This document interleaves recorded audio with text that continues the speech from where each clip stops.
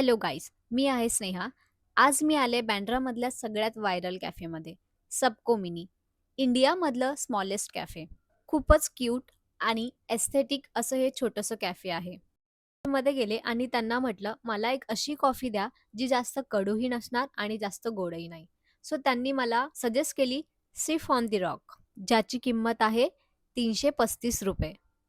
आणि ऑनेस्टली सांगायचं तर एक्झॅक्टली तशीच होती जशी मला हवी होती. ना जास्त कडू, ना जास्त गोड, खूप स्मूथ आणि रिफ्रेशिंग. जर तुम्हाला स्ट्राँग कडवट कॉफी आवडत नसेल, पण खूप गोडही नको असेल, देन धिस इज परफेक्ट.